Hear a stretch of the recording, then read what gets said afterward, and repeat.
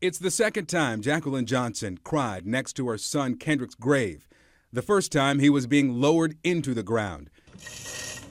This time he's being pulled out of it. Did you ever expect you'd have to exhume his body? No, I didn't expect to have to bury his body.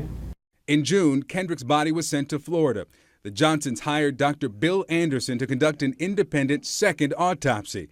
In that autopsy, Anderson told the Johnsons he'd found evidence that Kendrick died as the result of a blow to the neck and not accidental asphyxia, after slipping into a rolled gym mat at school, as investigators in Georgia had said.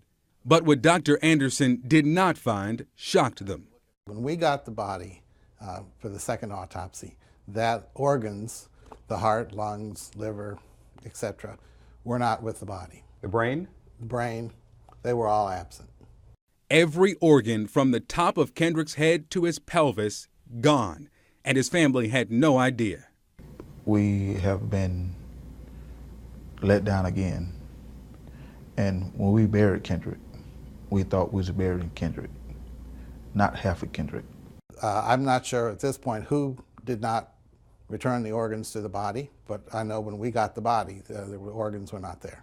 So CNN contacted the two entities that had custody of Kendrick's body and access to his organs: the Georgia Bureau of Investigation, which conducted the first autopsy in January, and Harrington Funeral Home, which the Johnsons chose to embalm and prepare Kendrick's body for burial days later. A spokeswoman for the state tells CNN after its autopsy, the organs were placed in Johnson's body, the body was closed, then the body was released to the funeral home. State investigators say it's their normal practice, but what happened after his body arrived at the funeral home was anything but normal. What was in the place of the organs? Newspaper. Newspaper. Dr. Anderson showed me the pictures of Kendrick's body he'd taken during the second autopsy. It's a Black Friday ad, JCPenney ad. Yes. Stuffing that newspaper in like he was a garbage can inside his body. It's unbelievable. I'd imagine that that's a different kind of pain. Yep. Why do you think that there would be newspaper stuffed in your child? I never heard of that before. Never. Neither had the founder of a National Embalming Academy contacted by CNN, who said it's not consistent with the standards of care in the industry. Nor had the president of the National Association of Medical Examiners, who told CNN he's never heard of this practice. Why would the funeral home discard his organs and stuff them with newspaper? The question is, why didn't he tell us? So what exactly did the Harrington Funeral Home do with Kendrick's organs? And why was he stuffed with old newspaper? We went to their office to find out, but their response to us? No comment. However, in a letter to the Johnsons' attorney, Harrington Funeral Home owner Antonio Harrington denies he received Kendrick's organs.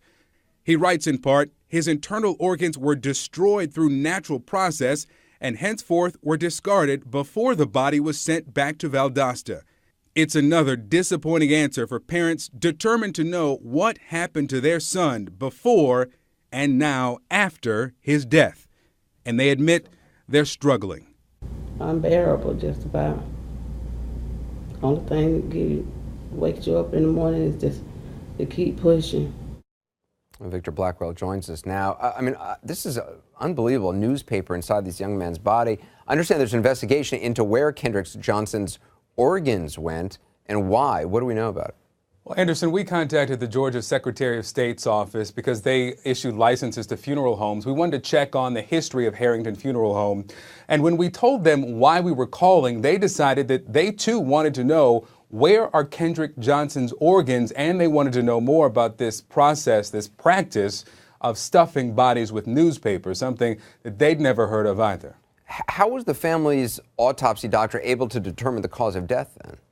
Yeah, I asked him, if the organs aren't there, how can you determine how Kendrick died? Well, he says that essentially blunt force trauma was not in the organs, it was in the right side jaw, which was actually noted as bruised during the paramedics report on the day he was found. He dissected the jaw, which had not been dissected in the first autopsy, found bleeding under the skin. He dissected the left side as well, did not find the bleeding, and he concluded that that bruising indicated, also with the bleeding, that there was blunt force trauma, that Kendrick took that blow to the neck. You know, Victor, one thing I hadn't noticed, and actually a viewer who works in gyms noticed and tweeted me about this the other day, was that it looks like all the mats are rolled really tightly, except for the one that Kendrick was found in. That seems to have had a large opening.